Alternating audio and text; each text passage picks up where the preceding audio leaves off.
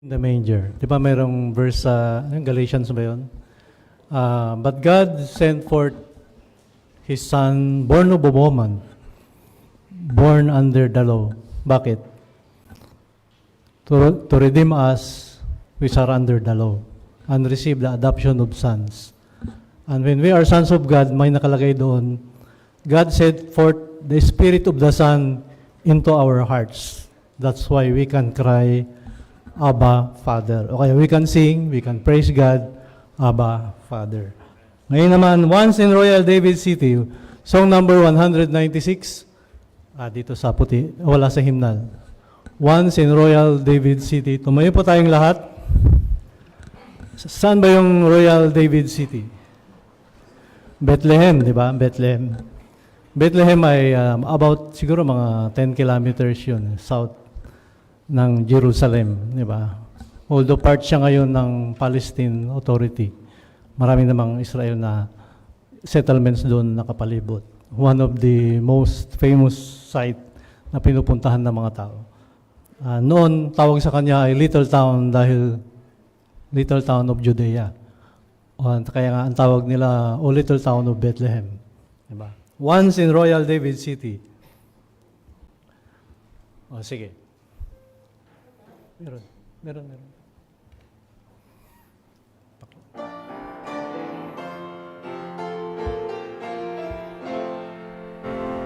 Once in Royal David City stood a lowly cattle shed, where a mother laid her baby in a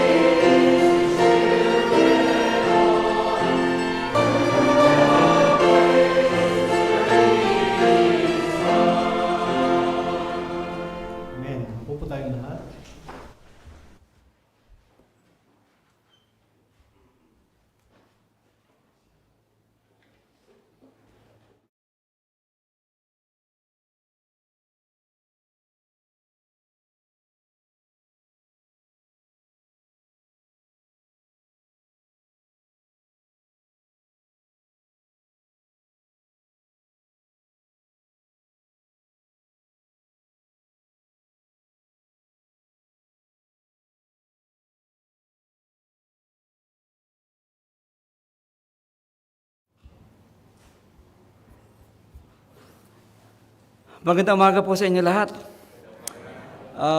Maligayang Pasko. Talagang, thank you very much. Ilang tulog na lang, Pasko na. So, I would like to invite everybody to please stand and open your Bibles to the book of Revelation. Revelation chapter 3, 17 to 18. If you're there, please say amen. I will read. Please follow with your eyes. Revelation 3, 17 to 18.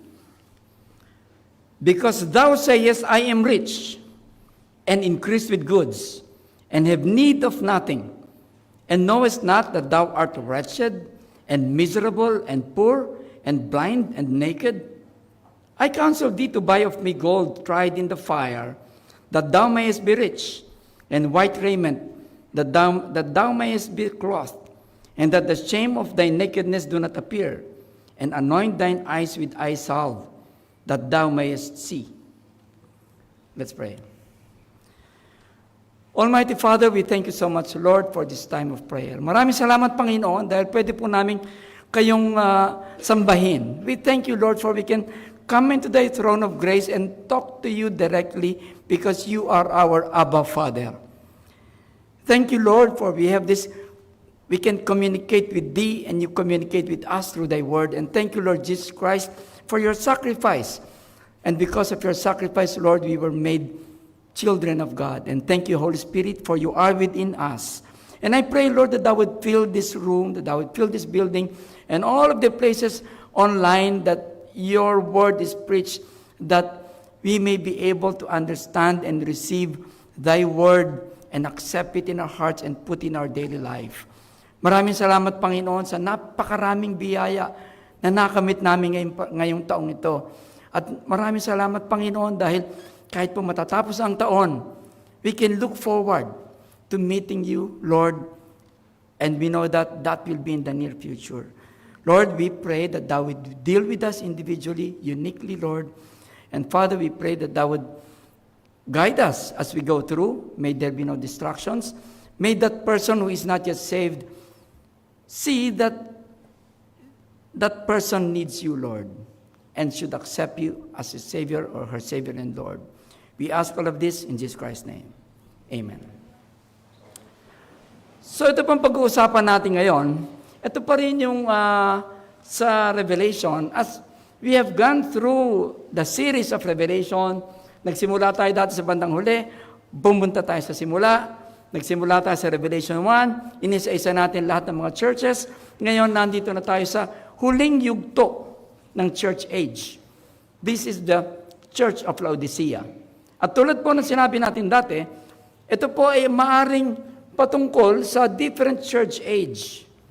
Mula nung nag-resurrect ang Panginoon hanggang dito ngayon. And many believe that we are now living in the age of the Laodicean age. So, this message is actually second part of a three-part message about the Church of Laodicea.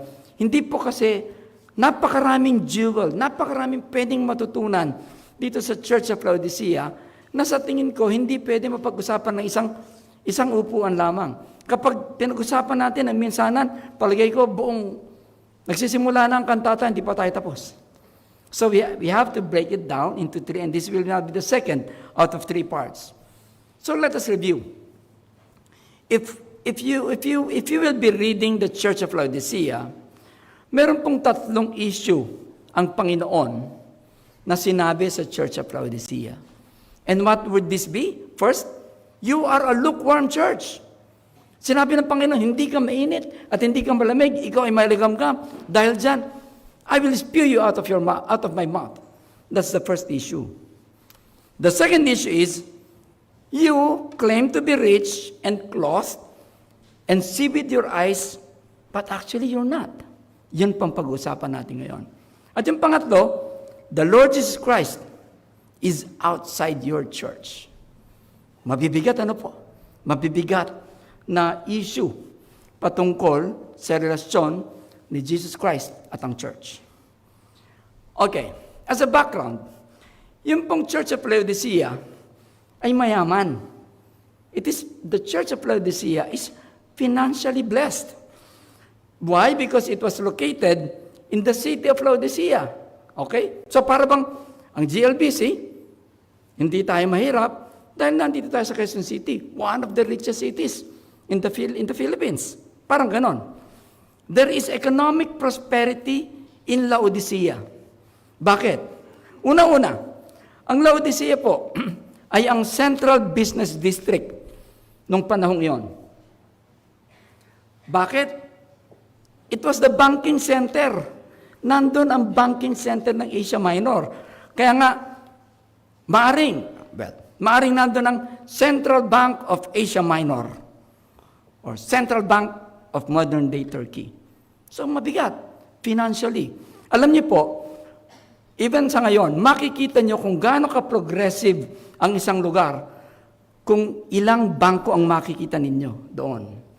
Pag nasa isang lugar kayo, makikita niyo, nandun Land Bank, BDO, everything, may prosperity. Pero pag nasa isang lugar kayo, at walang bangko, medyo mahirap.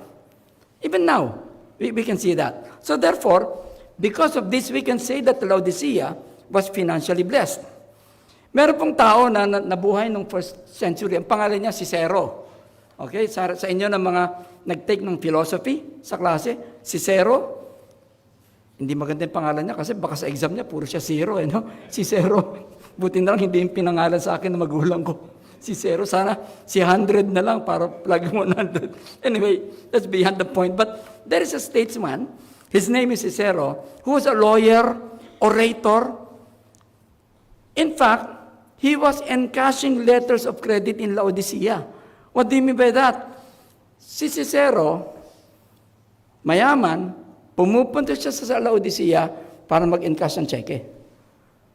So, parang kayo, nagpunta kayo sa video, may hawak kayong cheque, in-encash. Yung papel, naging pera. Okay? And then, ang Laodicea, nandun din po, gumagawa sila ng sariling currency.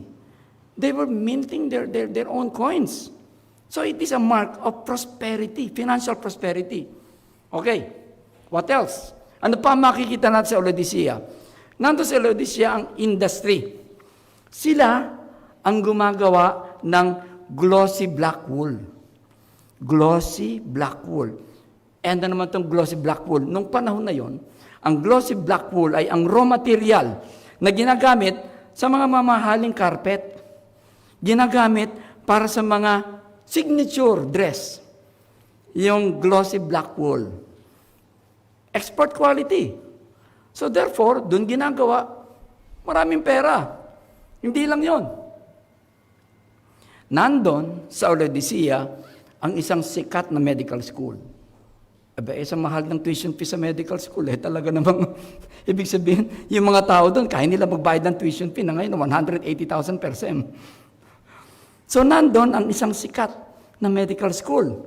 In fact, yung skwelang yon ang nag-discover ng Phrygian powder. Phrygian powder was discovered in Laodicea to have medicinal value. Ginagawa nilang paste. Tapos, nilalagay sa mata, gamot sa marami. Selling in Laodicea.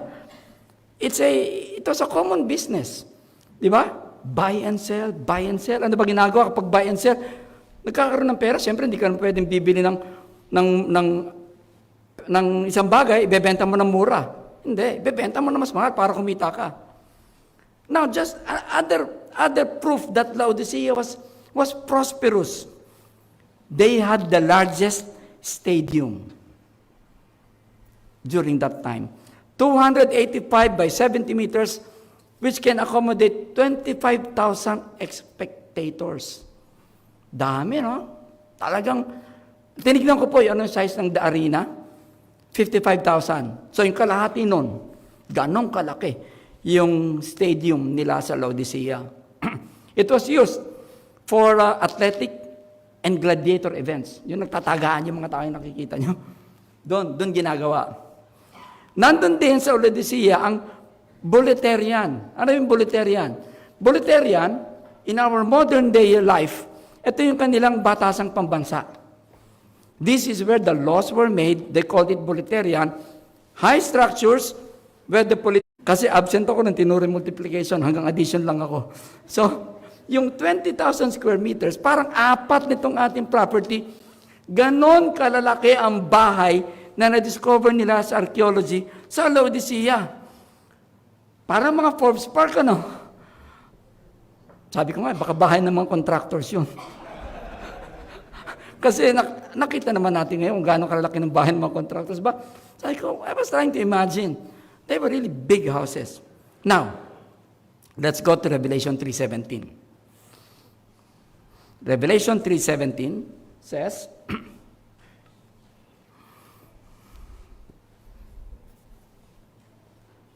Slide please, Revelation 3:17. Okay, go to your Bibles. As we are waiting for that, go to Revelation 3:17, and Revelation 3:17 says, "Because thou sayest, I am rich, and increased with goods, and have need of nothing, and knowest not that thou art wretched, and miserable, and poor, and blind, and naked." Sa Tagalog po, yung verse na yan, sinasabi ng Laodicean church. Mayaman ako. Sinasabi dyan sa verse na yan, madami akong gamit at kagamitan. Marami akong properties. Sinasabi sa verse na yan, wala na akong hahanapin pa. Yon ang nakasulat sa Revelation 3:17 na sinasabi ng mga Laodicean church. Ang sabi naman ni Jesus Christ, "And knowest not that thou art wretched, and miserable, and poor, and blind, and naked?" Ang sabi ni Jesus Christ, hindi mo ba alam, ikaw ay mahirap at kaawa-awa? Hindi mo ba alam na ikaw ay bulag? Hindi mo ba alam na ikaw ay walang damit? So, you can see, magkaiba ang tingin ng church o ng mga tao sa kanyang sarili at ang tingin ng Panginoon sa church. We have now two different perspectives.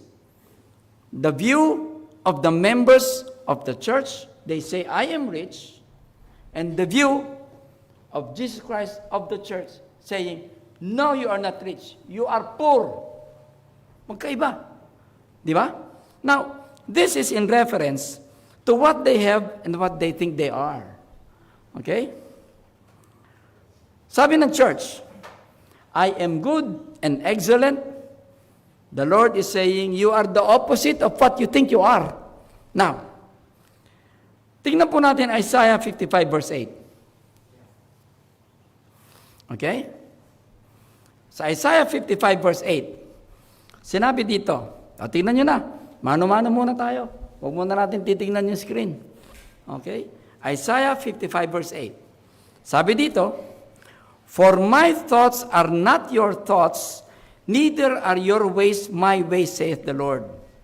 So the church said, I am rich and increased with goods and have need of nothing. Ito po ay patungkol sa material na bagay. Okay? In reference to material things. Okay? Now, I want you to concentrate with me. Wabayaan nyo na muna yan. Concentrate with me. There are two ways of interpreting this verse. There are two ways of interpreting this verse. It can be interpreted as pride. Di ba? But, it can also be interpreted as contentment. Di ba? Even, kahit po pag binasa natin, ng magkaibang paraan na pagbasa at pagsabi, masasabi rin natin that it can be pride or contentment. If we say, I am rich and increased with goods and have need of nothing, that is pride. But if we say, I am rich, increased with goods, and have need of nothing, that is contentment. Hindi ho ba? However we may interpret it, however way we interpret it, whether we interpret it as pride or contentment, the Lord Jesus Christ is correcting them on how they view riches. Itinatama ng Panginoon, ano ba ang tingin ninyo sa mga material na bagay? Whether it's pride or contentment. Well, Laodicea is a city which had a booming economy. Siyempre, yung church, booming din, di ba? As we always say, it's not a sin to be rich. Hindi ho ba? Hindi kasalanan maging mayaman. Ang GLBC, mga kapatid, meron din tayo economic boom. Dati, nasa FWCO tayo. Nagre-renta tayo doon. Nangungupahan dati ang GLBC doon. Ngayon, we cannot say we are poor. Di ba?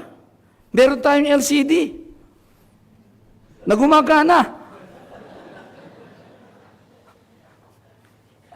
I did not mean to insult, pero this is really a part of my notes. Meron tayong LCD. Okay? Meron tayong magandang sound system. Kahit pangit ang boses ko, gumaganda ang boses ko. Bakit? Mahal itong sound system natin. Hindi ho ba? Gusto ko maging kaboses ni Brother Ruel. Pwede dahil sa ganda ng ating sound system. We have a very good sound system.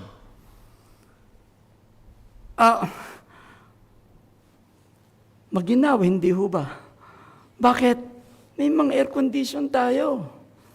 We are on economic boom, just like Laodicea.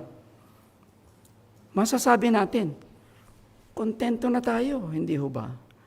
Meron pa ba tayong dapat hingin? We can say we are rich, we are increased with goods, and not in need of anything materially. You know, I think quite a number of people, even preachings, are judgmental towards Laodicea. In fact, pag nadinig nila sa salitang Laodicea, parang napakasama ka agad eh. Di ba? Maraming judgmental. Because they say that Laodicean believers are self-sufficient. Sabi nila, mayayabang yung mga yan. Self-sufficient sila in a negative way. Mayabang ba tayo pag sinabi nating, hindi tayo mahirap? Pag pumunta po kayo sa church namin, meron kaming LCD. Magdala po kayo ng jacket kasi malamig. Maganda po ang boses ng preacher kasi maganda ang sound system. Okay? This is not in a negative way. In fact, the Lord Jesus Christ did not condemn them being rich. Hindi niya sinabing, kayo, mayaman kayo. Hindi. Why? Because Jesus Christ was just stating the fact of their nature. Ang makikita natin sa scriptures, ibinabaling ng Panginoong Hesus ang focus ng mga Laodicean church mula sa material na bagay patungo sa spiritual na bagay. Yon ang itinuturo ng Panginoon sa Laodicean church. Yon ang tinuturo ng Panginoon sa kahit anong church. Yon ang itinuturo ng Panginoon sa GLBC. Let's focus not on material things, but let's focus on spiritual things, the true riches. Let us put this straight. The Lord Jesus Christ does not consider human material riches as riches. He does not. Ang Laodicea, kabaliktaran ito ng Smyrna. Naalala niyo ba ang Smyrna? Ang Smyrna, ang sabi sa Smyrna church, sabi ng mga church members doon, mahirap kami. Ano sabi ng Panginoon? Mayaman kayo. Di ba? Sinabi ng Panginoon yon sa church in Smyrna. Mayaman kayo. Pero sabi nila, mahirap kami. Now, in context, the Lord Jesus Christ talked with Smyrna and Laodicea. Let's put it this way. Man's definition of riches is different from how the Lord Jesus Christ defines riches. It's different. Hindi po tinitignan ni Jesus Christ kung gaano kalaki at kaganda ng building ng church ng Laodicea. Ganon din kung gaano kaganda ang building ng GLBC. Hindi tinitignan ng Panginoong Jesucristo kung gaano kalaki ang bank account nila. Hindi rin tinitignan ng Panginoon kung gaano kalaki ang bank account natin. Hindi rin tinitignan ng Panginoon kung gaano kasalat sa buhay ng mga taga-Smyrna.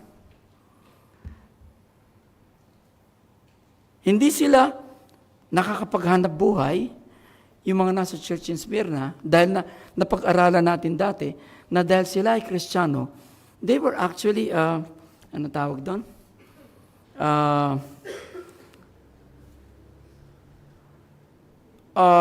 They were actually ano yan, pag kunwari, yung tingin mo sa maitim?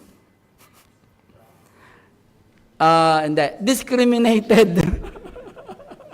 Pasensya na kayo. Yun lang lagi ko naiisip eh. That Smyrna church members were discriminated. Because they were Christians, kapag sila ay nag-apply sa trabaho, sasabihin ng trabaho, no vacancy. Because they were Christians. Imagine, hindi sila tinatanggap sa trabaho dahil sa pananampalatayaan nila. Sa mata ng tao, mahirap sila. Ngunit sa mata ng Diyos, mayaman sila. Alam niyo, magpasalamat tayo sa Panginoon dahil magkaiba. Ang mahalaga para sa tao at magkaiba din ang mahalaga para sa Diyos. Pasalamat tayo. Dahil kung ang tinitingnan ng Diyos ay kung paano tumingin ng tao, mga contractors lang ang papansinin ng Panginoon, yung mga mayayaman lang. Hindi ho ba? Yung mga taga Forbes Park lang ang papakinggan ng Panginoon, yung mga taga Corinthian Gardens lang. Ngunit, mabuti na lang, kahit na yung mga taong salat sa buhay, mga taong hindi masyadong blessed materially, kapag tumawag sa Panginoon, pinapakinggan ng Panginoon. Ang sabi ng church, have need of nothing. Wala na akong pangailangan pa. Hindi ho ba? Now, to give them the benefit of the doubt, they may be saying, wala na kaming hihingiin sa Panginoon na material na bagay. Wala na, kontento na kami. Kung ano meron kami, kontento na kami. Meron na kami magandang sound system. Meron na kaming magandang LCD. Naka-Amerikana pa kami pag pumupunta sa church dahil malamig. They may be saying that. They may actually be contented. Because the next statement is, knowest not. So tingnan nyo, ang next statement, knowest not. Sa Tagalog, sabi mo, mayaman ka. Ang sumunod, knowest not. Hindi mo ba alam? Hindi mo ba, ay, andyan na ba yan? 17. Knowest not. Tingnan ko. Ayan, ang next statement, have need of nothing. Sabi, knowest not? Hindi mo ba alam? Akala mo lang yun. Parang ganon. We can see this, it can be ignorance on the part of the church. Benefit of the doubt. Hindi sila conscious talaga na magkamali, pero ignorance nila. Hindi niyo ba alam na sa gitna ng inyong karangyaan, kayo ay mahirap? Kahit madami kayong pera sa bangko? Hindi niyo ba alam na kayo ay miserable? Kahit komportable kayo sa mga bahay ninyo na air condition? At mga kotse ninyo napakaganda, hindi niyo ba alam? Hindi niyo ba alam na kayo ay bulag? Kahit naka-Ray-Ban kayo, o naka-signature eyeglasses kayo, bulag pa rin kayo? Hindi niyo ba alam na kayo ay hubad? Kahit naka-Calvin Klein ka pa? It can be out of ignorance, di ba? Knowest not? Hindi mo ba alam? Now in verse 18, Revelation 3:18, we see the solution. The solution to their misconception. And it's actually a remedy. Basahin natin. Revelation 3:18. Ito I counsel thee to buy of me gold tried in the fire. So one of the solution is, buy from me gold, that thou mayest be rich. And white raiment, buy from me white raiment. Sabi ng Panginoon, that thou mayest be clothed, and that the shame of thy nakedness do not appear. And pangatlo, anoint thine eyes with eye salve, that thou mayest see. So we have a problem, and the Lord gives solution. Buti na lang, napakaganda po. Napakaganda ng doktrina at pinapaniwalaan natin, pinag-aaralan natin Bible. You have a problem, now you have a solution. Buy and selling goods is called tawag doon, trading. Di ba? Buy and sell is trading. If I give you something, usually money, you give me something. It can be goods. Di ba? Or it can also mean exchange. Pag sinabing buy, pwedeng exchange. Palit. Buy does not only mean money. It can mean anything, pero palit. Okay. Here, the Lord is saying, exchange with me your material things, and I will give you heavenly things.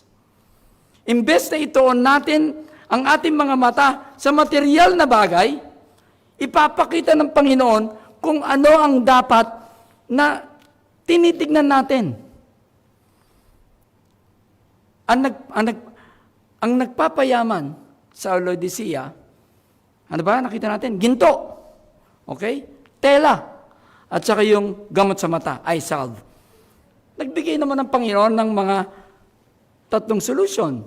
Kumuha ka sa akin ng gold, kumuha ka sa akin ng wire treatment, kumuha ka sa akin ng eye salve. Okay? Gold, doon po sa mga nasa business o nasa management or what you call it, is a negotiable instrument. Hindi ba? Negotiable instrument. Pwede mong gawing pang negosyo ang gold. Isaiah 55:1 says, ang tanong ngayon, paano ngayon yung mga pera na walang pambili? Di ba? Kung sinabi ng Panginoon na buy from me. Isaiah 55:1 says, Ho, everyone that thirsteth, come ye to the waters, and he that hath, what? Plenty of money? No. And he that hath no money, come ye, buy. Pwede pa lang bumili, kahit hindi nagbabayad. According to Isaiah 55:1. No money, come ye buy and eat.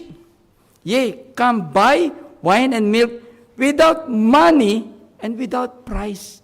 So kapag sinabi ng Bible na buy, hindi perang pinag-uusapan. Dahil dito, walang kapalit. Walang bayad. Hindi ba? Ang ginto, ginagamit ito sa negosyo. Sa Proverbs 3:13-14, sabi dito, Happy is the man that findeth wisdom, and the man that getteth understanding for the merchandise. Negosyo. Buy and sell, exchange. Happy is the man that findeth wisdom, and the man that getteth understanding, for the merchandise of it is better than the merchandise of silver, and the gain thereof better than gold.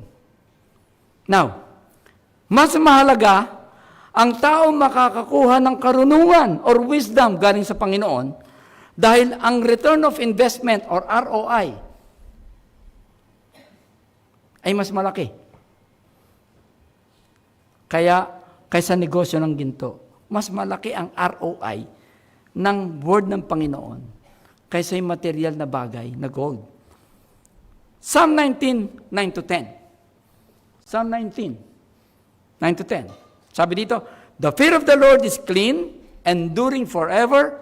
The judgment of the Lord are true and righteous altogether. More to be desired are they than gold, yea, much fine gold. Sweeter also than the honey and the honeycomb. My church mates, having deep respect to the Lord, having reverence to His power, honoring the holiness of the Lord, obeying the Lord, trusting the Lord, worshiping the Lord, is more precious, mas mahal ang halaga kaysa ginto. Let's look at it that way. Psalm 119, verse 72. The law of thy mouth is better unto me than thousands of gold and silver. So kahit napakaraming gold, mas importante pa rin daw ang salita ng Panginoon. That's how precious our Bible is. More precious than gold. Mas mahalaga at mas mahal yung Bible na inaaral mo at ina-apply mo sa buhay kaysa sa mga gold na nasa yung relo. Yung gold na nakasabit sa leg mo. Kasi mga gold na nasa singsing at hikaw mo, mas mahalaga daw ang salita ng Panginoon.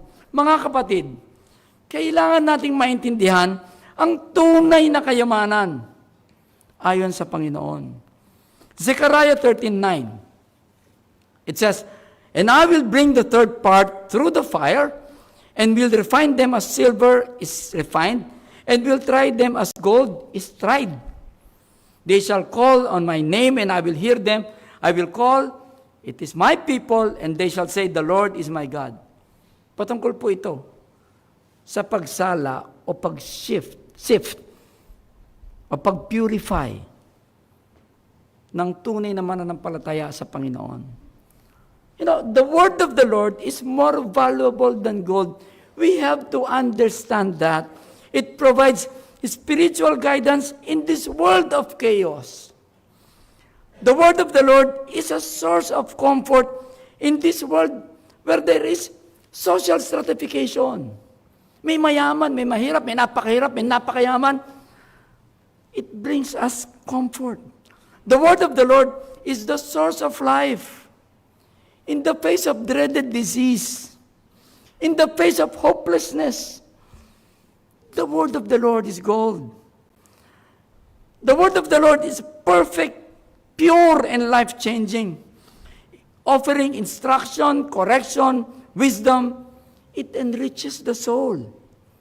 For us Christians, the word of the Lord illuminates our path and protects us from sin. Protects us from sin. Protection natin ang word of the Lord. God's word is precious, pure, and tried with fire. This is when we fully follow Christ. We get the treasure, gold, tested with fire. The Lord Jesus Christ said, "Buy from me white raiment." So, kumuha daw sa kanya ng puting damit.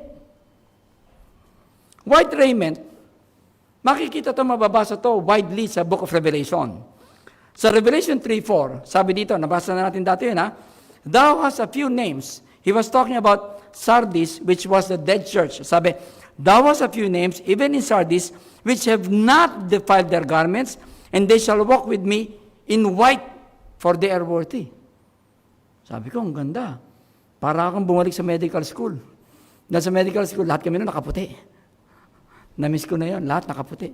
So in other words, buy from me white raiment. Ang mga natitirang mananampalataya sa Sardis na hindi sumuko, they are worthy. Nakadamit sila ng puti. Sila ang karapat-dapat. Revelation 3:5. "He that overcometh, the same shall be clothed in white raiment, and will not blot out his name out of the book of life. But I will confess his name before my Father and before his angels." Tanong, kaninong pangalan ba? Sino-sino mga pangalan ang nakasulat sa book of life? Sinong pangalan? Yung mga ligtas.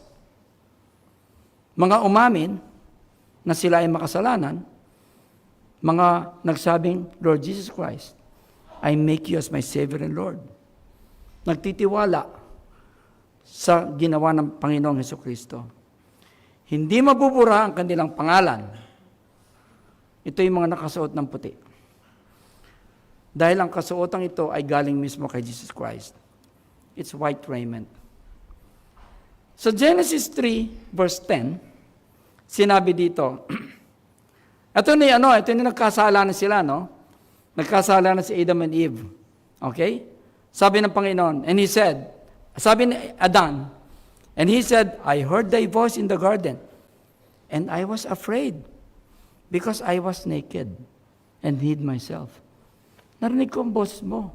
Wala akong suot. Nahiya ako.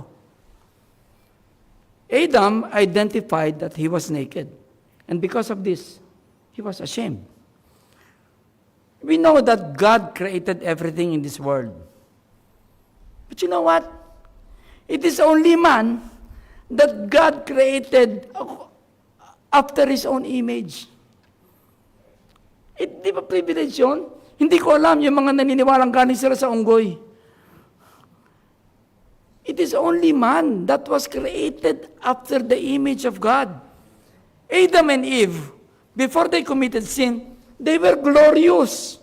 I believe they were wearing white raiment. They were glorious because they were created after the image of God.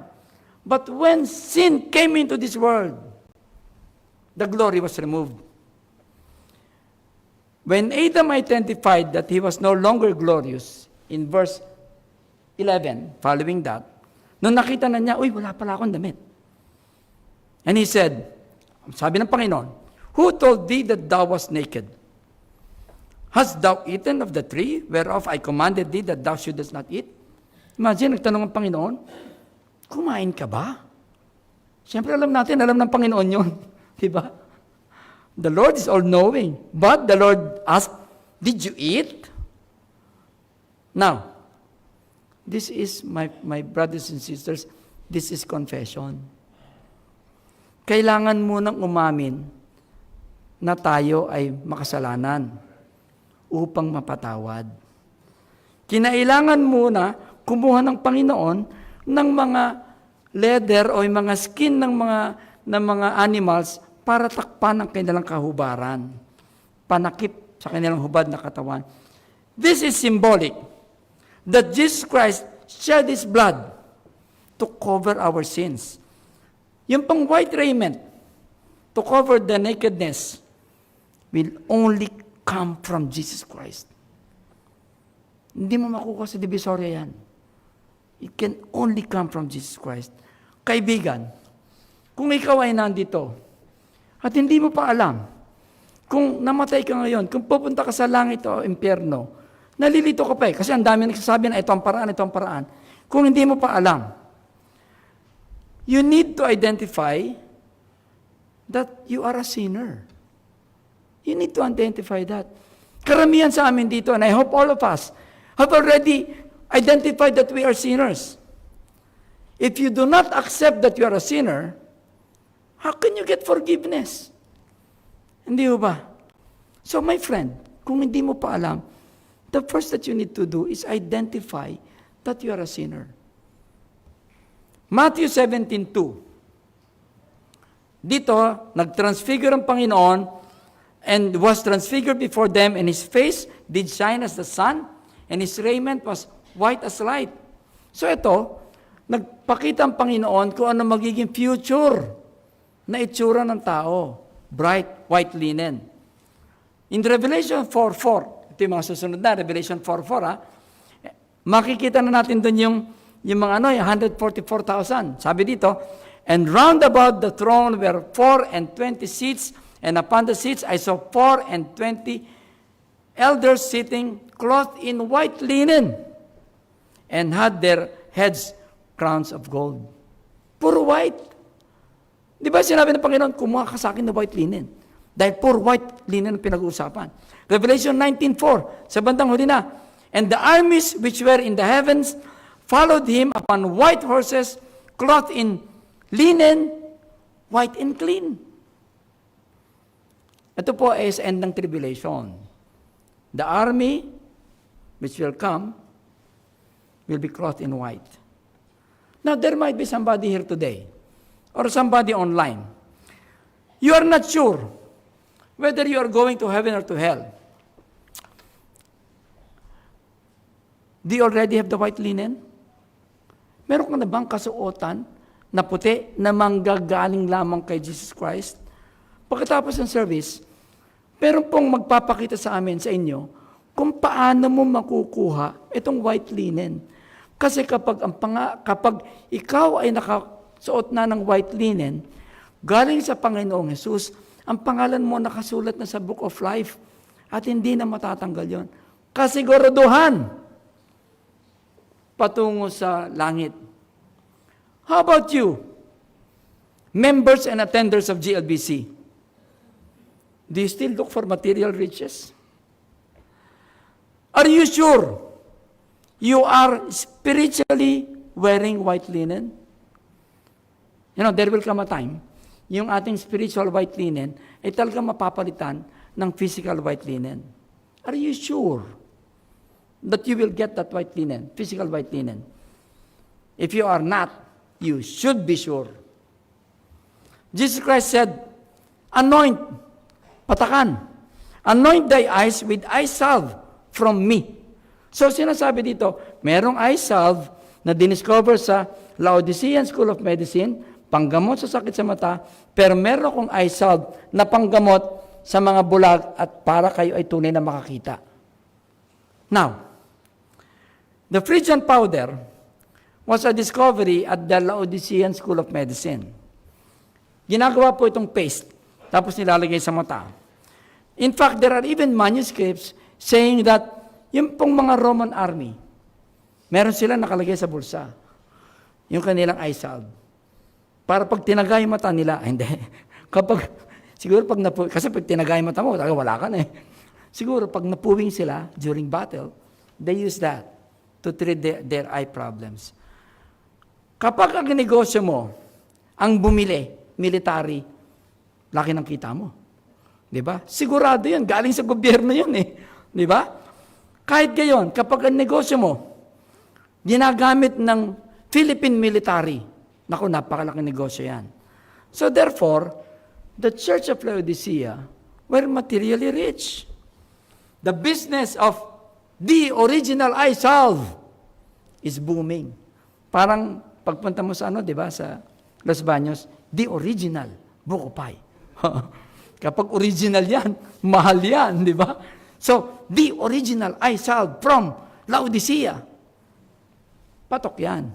So, dahil dito, yumaman yung mga taga-Laodicea. Sinabi ng Panginoon, wag yan. Wag yung Phrygian powder ang kunin nyo. Kumuha ka ng eye salve galing sa akin upang ikaw ay makakita. Bakit? Dahil ikaw bulag. Hindi ka makadinig. Ay, hindi pala. Bulag pala mata. Dahil ikaw ay bulag. Hindi ka makakita. Jesus Christ, what is He teaching? Physical gold, He does not consider it as riches. Spiritual gold, which is understanding and applying the Word of God. The lesson here is physical sight versus spiritual sight. Kapag ang tao ay sa yaman lang na material tumitingin, siya ay bulag. Unfortunately, mga kapatid, even in your workplace, napakarami naglalakad na bulag. Dahil nakatingin lang sila sa material na bagay. Let us not look at material things as the true riches. It is the true riches coming from the Lord. John 9:39-41, sabi dito, and Jesus said, for judgment I am coming to this world that they might see, not see, and they which see might be made blind. And some of the Pharisees which were with him heard these words and said unto him, are we blind also? Jesus said unto them, if you were blind, you should have no sin, but now you say, we see, therefore your sin remaineth. Ang ganda, no? Napakaganda ng mga twist of words, pero gawin natin mas simple. There are people who can actually see, but actually blind. Those who accept that they are spiritually blind, na may pangangailangan sa Panginoon, sila talaga ang nakakakita. Hindi naman ibig sabihin po nito na gusto ng Panginoong Jesus na bulag tayo sa material na bagay. Hindi naman sinasabing, huwag ka na tumingin sa payong na mayroong Rolls Royce. Huwag ka na tumingin dyan. Huwag ka na tumingin sa bahay nila na mayroong golf course. Huwag ka na tumingin dyan. Hindi sinasabi ng Panginoon yon. Ang tinuturo dito, magamit ng mga taga-Laodicea ang kanilang mga mata sa tunay na kayamanan.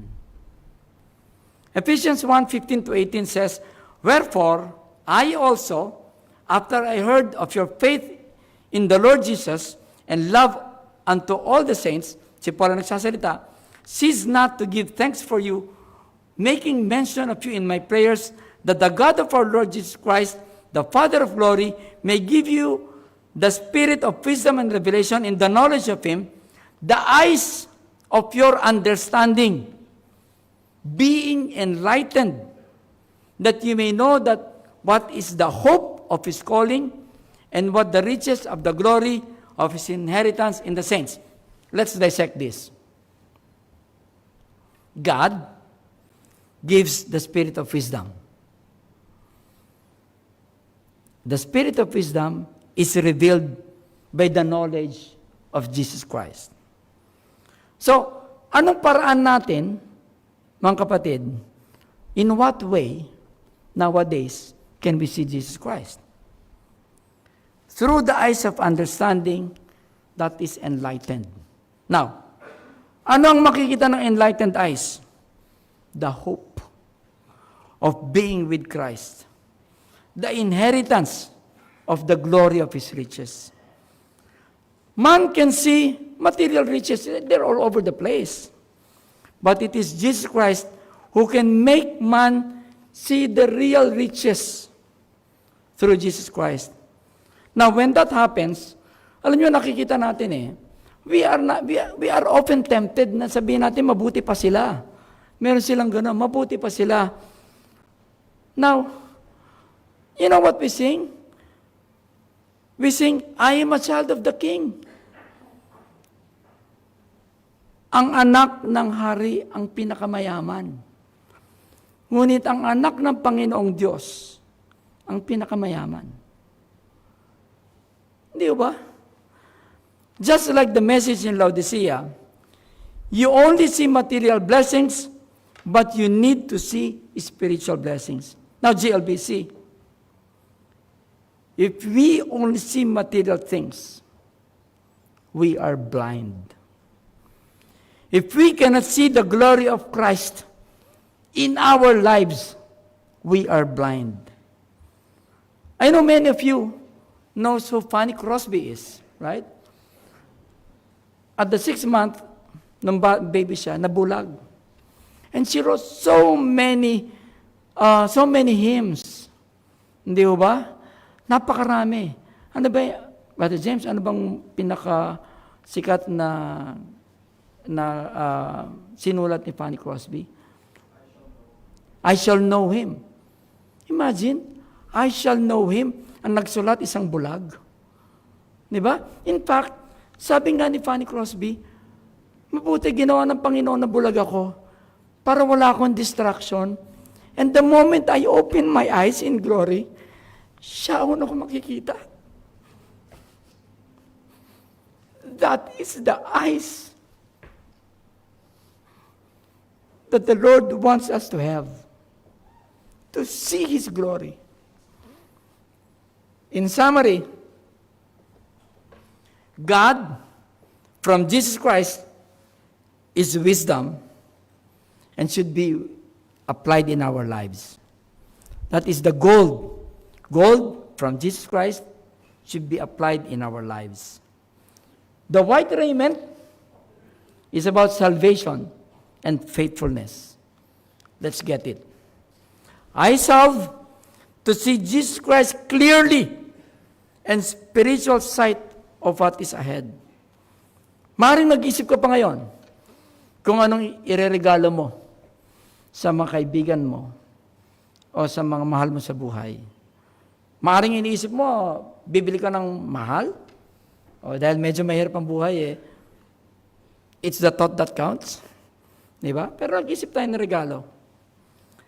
The best gift that we can give them this Christmas is the Word of God, which has been tried with fire. The white linen to cover their nakedness. The eye salve of Christ, that they may see the blessed hope of Jesus Christ. Let's pray. Almighty Father, we thank you so much, Lord, for thy goodness. Maraming salamat, Panginoon, dahil ipinakita mo sa Church of Laodicea kung ano ang tingin mo sa kanilang mga bagay-bagay na tinitignan. Maraming salamat, Panginoon, dahil natututo po kami rito kung saan namin dapat itinutuon ang aming mga paningin. Maraming salamat, Panginoon, dahil sa iyo lamang kami pwedeng makatingin at it is already enough. You alone, Jesus Christ, is everything. It is sufficient for all of us.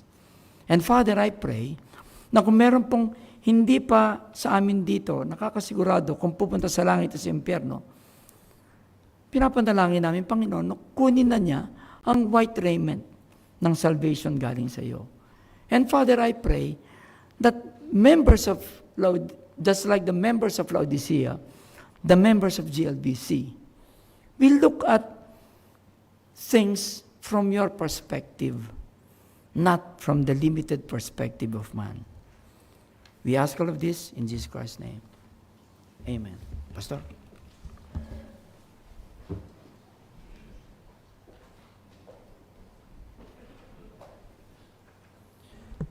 Para sa atin at para din doon sa mga nagbabasa ng Biblia sa Revelation, mapapansin nyo yung wake-up call na tinatawag. No? The Lord has really prospered us through the years. We are going to celebrate our 46th anniversary this coming year. And marami sa atin siguro hindi nakakaalam yung pinanggalingan natin. Siguro pag maiisip natin, alam niyo kung saan tayong street nag-umpisa? Anong street? Anong pangalan ng street? Marunong. Ang galing ng Panginoon, ano? Yung umpisa natin, marunong. Pagkatapos na makilala natin ang Panginoon, nilagay tayo sa matahimik para lalong magliwanag sa diliman. Hindi ba kayo nakakahalata na nire-remind tayo ng Panginoon to set our focus? What makes Gospel Light Baptist Church rich? That is not the question. What makes Gospel Light enriching? That is the question. And sabi ko nga, makikita natin na yung mensahe ng Ebanghelyo, yun yung yaman na nasa atin na maibabahagi natin sa iba. At kailangan nating masaisip yung na-preach ngayong umagang ito.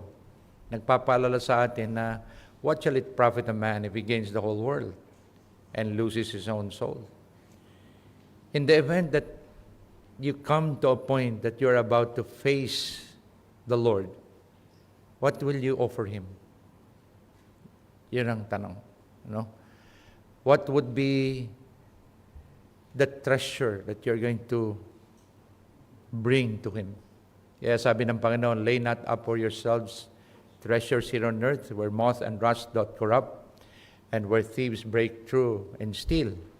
But lay up for yourselves treasures in heaven, where moth and rust do not corrupt, and thieves do not break through nor steal. Anong interest ng Panginoon sa atin? For where your treasure is, there will your heart be also. Remember, we live here on earth for a short while, and what follows will be eternity. The shortness of our lives is not to really enrich us with material things, but we have to be an enricher. Kaya nga sabi ng Panginoon, let your light so shine upon all men, that ye may see your good works and what? Glorify your Father which is in heaven. So true enrichment is how you make what you make out of the life that God has given you, in order for Him to be glorified in your life. And sabi ko nga, the strength of a chain is only as strong as its weakest link. And if we want to glorify God, each of us will have that mindset, that each of us will have a heart that would glorify God. Shoot for things that are for eternity, and shoot for things that would glorify God. Let us all rise as we close in prayer.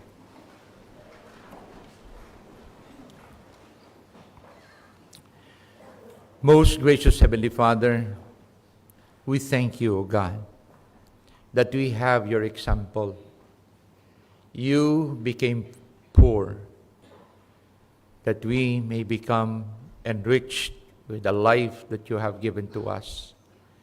Eternal life is not emphasizing the longevity of life, but it emphasizes the quality, the richness of life in Christ.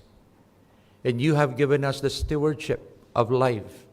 You have given us the stewardship of treasures and talents, that in the end, dear God, when we bow before Thee, because every knee would bow in earth and in heaven, and every tongue will confess that Jesus Christ is Lord. And we're looking forward for that day where we are going to see the true and absolute richness that is seeing you in your glory, dear God, and enjoying your fellowship forevermore. And so, Lord, again, we commit our hearts to you and pray that our heart's focus will be upon the riches of heaven, which is going to bring glory to your name. In Jesus' most precious name we pray. Amen. Mayor, call on Brother Benedict, please.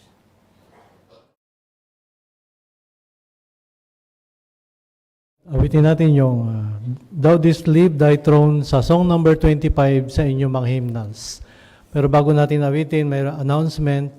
From 1:30 to 4:40 p.m. this afternoon, the sanctuary will be reserved for cantata preparations. Sanctuary will be open to all at 4:45 p.m. 1:30 to 4:30 ay para sa preparation ng kantata.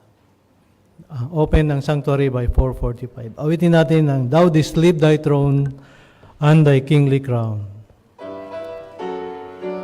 Song number 25.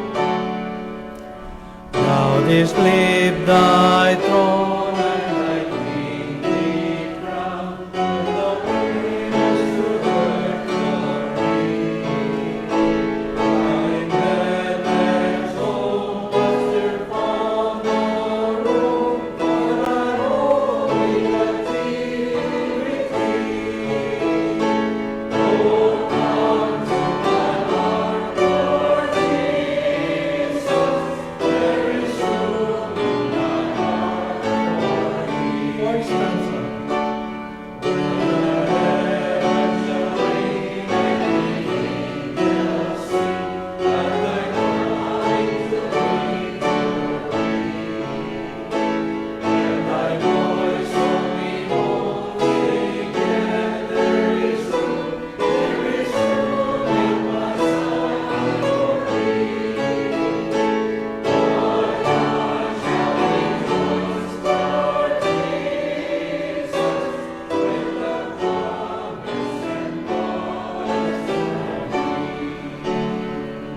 Mapo po tayong lahat at may Sunday school tayo after 5 minutes.